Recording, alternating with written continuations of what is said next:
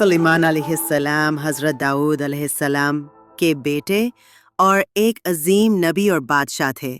اللہ تعالیٰ نے انہیں بے مثال عقل، علم اور طاقت عطا کی۔ آپ کو جنات، انسانوں، حیوانات اور پرندوں پر حکومت دی گئی تھی۔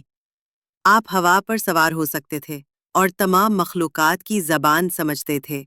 ایک دن حضرت سلیمان کا لشکر ایک وادی سے گزر رہا تھا جہاں چیونٹیوں کی بہت بڑی آبادی تھی۔ چیونٹیوں کی ملکہ نے باقی چیونٹیوں سے کہا، اے چیونٹیوں، اپنے بلوں میں داخل ہو جاؤ تاکہ سلیمان اور اس کا لشکر تمہیں کچل نہ ڈالے جبکہ وہ تمہیں نہ سمجھتے ہوں۔ سورہ النمل آیت 18۔ حضرت سلیمان نے جب چیونٹی کی یہ بات سنی تو وہ مسکرا دیے اور اللہ کا شکر ادا کیا کہ اس نے انہیں مخلوقات کی زبان سمجھنے کی توفیق دی۔ ان کے دربار میں جنات، انسان، پرندے اور جانور موجود ہوتے، سب ان کے حکم کے تابع ہوتے تھے۔ ایک اور مشہور واقعہ حضرت سلیمان اور ملکہ سبا بلقیس کا ہے، جب بلقیس ان کے دربار میں آئی اور اسلام قبول کر لیا۔ شکریہ، آپ کی سپورٹ ہی ہمارا حوصلہ ہے۔ سبسکرائب کریں، یاد بن جاتا